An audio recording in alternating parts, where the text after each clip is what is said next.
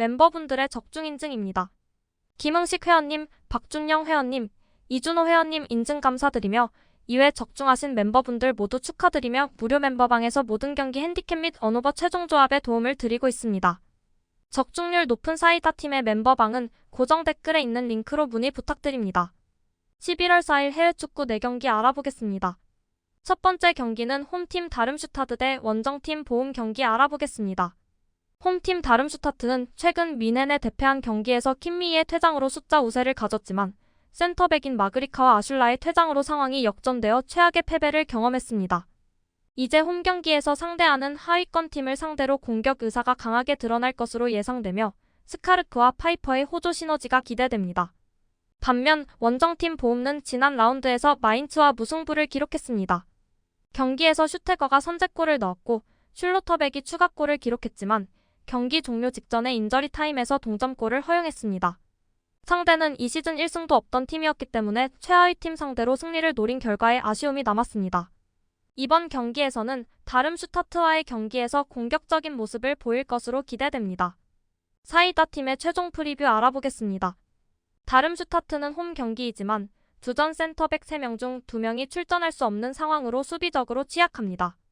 클라이르가 수비의 중심을 맡아야 하지만 부담이 크게 느껴집니다. 한편 보움은 로실라의 라인을 낮추어 수비적인 안정감을 얻고 아사노와 파시엔샤가 최전방에서 좋은 협동을 보이며 공격적으로도 강점을 지니고 있습니다. 이러한 이유로 활용면에서도 우세할 것으로 보입니다. 오버를 픽하는 것을 추천드립니다.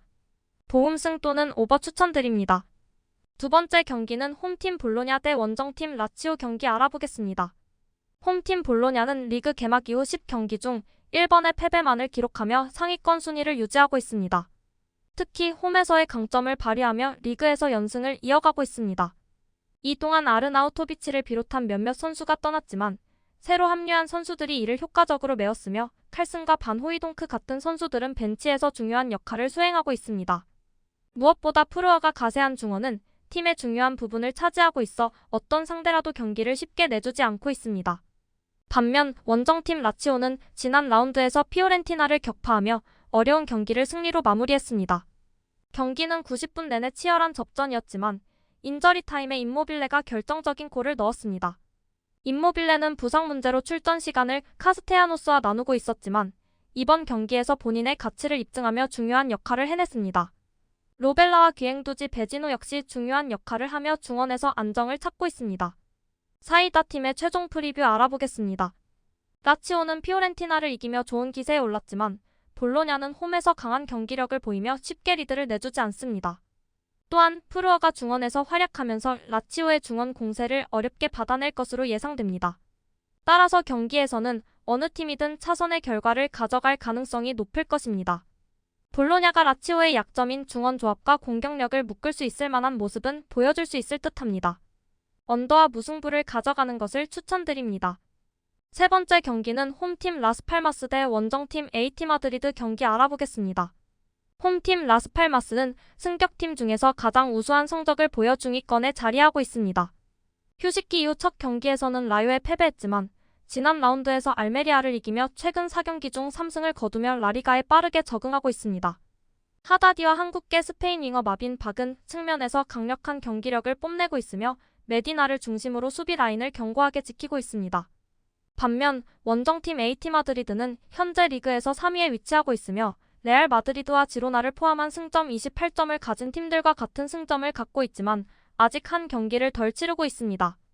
따라서 이 경기에서 승리하면 리그 선두 자리로 올라갈 수 있는 기회가 있습니다.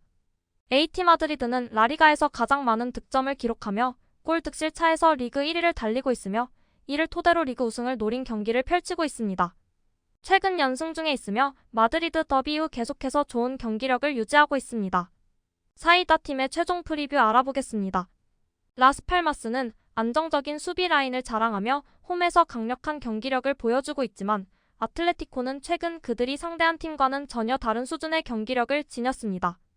사울 니게스, 코케, 드폴, 바리오스 등 공격과 수비를 균형 있게 유지하는 뛰어난 중앙 미드필더를 보유하고 있어 경기 주도권을 확보할 것으로 예상됩니다. 사비치의 복귀로 수비 라인도 안정감을 찾을 것으로 예상됩니다. AT 마드리드 승 또는 언더 추천드립니다. 네 번째 경기는 홈팀 파리 생제르맹 대 원정팀 몽펠리에 경기 알아보겠습니다. 홈팀 파리 생제르맹은 최근 브레스트와의 원정 경기에서 매우 치열한 경기를 펼쳐 2위로 올라섰습니다. 이강인의 기여를 받아 음바페가 결승골을 비롯한 멀티골을 기록했고 17세의 신의 자이르 에메리가 시즌 중요한 골을 터뜨렸습니다. 부상과 다른 이유로 이탈한 선수들이 복귀하며 감독이 원하는 최고의 전력을 갖추고 있어서 현재 우승을 향해 강력하게 나아가고 있습니다. 반면 원정팀 몽펠리에는 툴루즈와의 경기에서 큰 승리를 거두며 연패 행운을 끊었습니다.